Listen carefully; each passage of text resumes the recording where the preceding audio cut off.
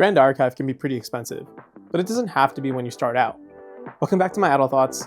Today we're going over one of the most asked questions for new players. And that's, where do we start? I also asked this question when I first started, and it's only been about 4 months, but after talking with a lot of veterans and a lot of community members like you guys, I was able to break down what might be the best starter products for a new player. Let's get into it. Let's talk about Recollection decks first. I'll be real, Recollection decks just bring the most value.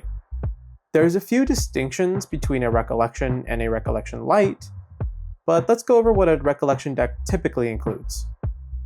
Traditionally, Recollection decks come with a playset of all the starter deck cards. This is great, because you have the ability to adjust the ratio of your cards to fit your playstyle. It also comes with 3 booster packs from the set it was released in, a really cool Life Encounters tool, some exclusive art sleeves, and also a sturdy box to safely keep all your cards. You also have a chance to have a unique box topper inside the deck box that is a collectible rare. The chances of getting one is pretty low, so don't be bummed out if you don't pull one. But if you do, I'll definitely be jealous. It's quite a bit, and also one of the reasons it continues to be one of the best ways to truly just get started in Grand Archive. But what about a Recollection Lite? Simply put, a Recollection Lite is a reprint of an older Recollection deck that only includes the cards with full playsets. It also comes down in price, which is nice, but even without the extra sleeves and everything else, it still can be one of the best decks that you can grab. Out of the box, the easiest, simplest, and best to start with would be Sylvie Slimes, in my opinion. Sylvie Slimes is a slime ally deck that pairs with Sylvie perfectly, thanks to the fact that you can play any elemental slime regardless of basic elements at level 1, and advanced elements at level 3. Slimes is also unique in the fact that I'd say 90% of the cards that you need are in this one Recollection Lite deck in order to have it at the highest competitive play. Next up is the Tristan Recollection Lite deck. Tristan actually won Worlds last year, and continues to be a deck that focuses on its strong toolbox feel. A Swiss Army knife that can utilize many strategies, and pairing that up with the Assassin class, it goes for lethal pretty often. I won't lie, out of the box, this is also a great choice, has many cards and staples you can use, but it is second to Sylvie Slimes, and this is strictly because you would need way more cards to upgrade the deck to the highest level of competitive play. Regardless, the cards that do come with this set are amazing. And if you're looking for something a little bit more diverse from the Slime Ally package, I think this is a great start. Next up, the Guoja Recollection deck. This deck is actually really fun, and utilizes the Fate Stone mechanics. This was actually my first introduction to the game, and it's extremely unique. You can actually flip your cards to conditional effects that can summon out some strong beasts that will fight for you.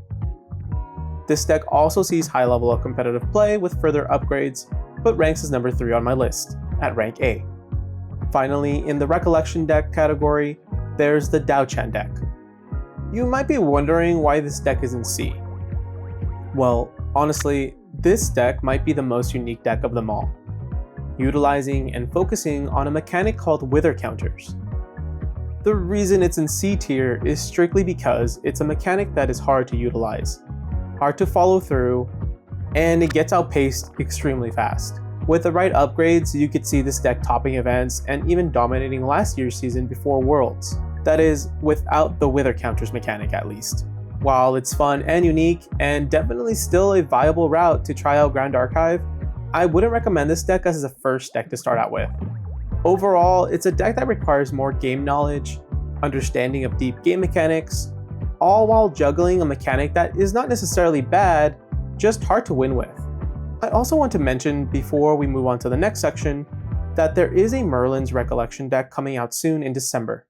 If you're willing to wait, it might be one of the best ways to also get into the game at a later date. But if you're looking for something now, I definitely suggest that you look into one of the items in this list. Alright, let's move on to the next set of products. Starter decks. Starter decks are what would be the main flagship of new players. Typically, they don't cost as much as the other options, but they do have some caveats. Starter decks come with a fixed number of cards and do not include cards that include playsets. Unfortunately, this does mean that if you want to have a specific ratio of a certain card in your deck, you will have to buy multiples of them. They do also come with a chance of pulling a collectible rare for the champion lineage that is exclusive to the starter decks, so at the very least buying multiples could net you a chance of winning one of those. That isn't to say that the deck is not functional or playable with just one, but it is something to be aware of. With the newest set, Distorted Reflections, 2 new starter decks have released alongside with it. I'll start with CL. I think you'll start to see that most decks have a unique playstyle or mechanic, and it's really what makes Grand Archive really so much fun, and honestly one of the reasons why I still play the game. CL is a Guardian class that weaves in and out of his graveyard to either use for interesting spells or attacks and bonuses. It has a feeling of a ticking time bomb, where if you can hold out long enough, you can deal a devastating blow to the opponent. Main Deck has a great video showcasing this deck, and I highly suggest you watch that video. They have lots of insight for the game and do a great job explaining the mechanics. Moving on, the Diana starter deck. This deck uses Aether weapons, which are basically magic wands, where you get to swing for big damage and use magical spells. It's a deck that focuses on either ramping up for a huge attack or continuously casting spells as you load Aether charges into your wands that let you activate certain effects. I suggest Ava Play's video on this deck. Not only is it a great way to learn the deck, but honestly it's just a great video to watch in general to learn about the game as well. Now, we're gonna go through some lightning rankings. A quick mention before this is that some of these decks are harder to find and thus prices can fluctuate. Jin is a fun deck that uses a mechanic that allows you to live and feel immortal while you swing back with that same damage they inflict upon you. It's cheap and it's fun. I'll put this at rank C. Kongming, a deck that utilizes shifting winds to activate special conditional effects. This deck can be hard to learn and use, but still really fun to play, and also seeing some competitive play as well. For new players, I rank this at D. Arisana. This deck utilizes a creation of tokens known as herbs, and using a combination of spells and herbs to win and deal lots of damage. Also placed at rank C. And that's the end for this lightning round. Now you might be thinking, wait, there surely are more, right? And you'd be correct. However, currently those are not decks I would necessarily recommend for new players.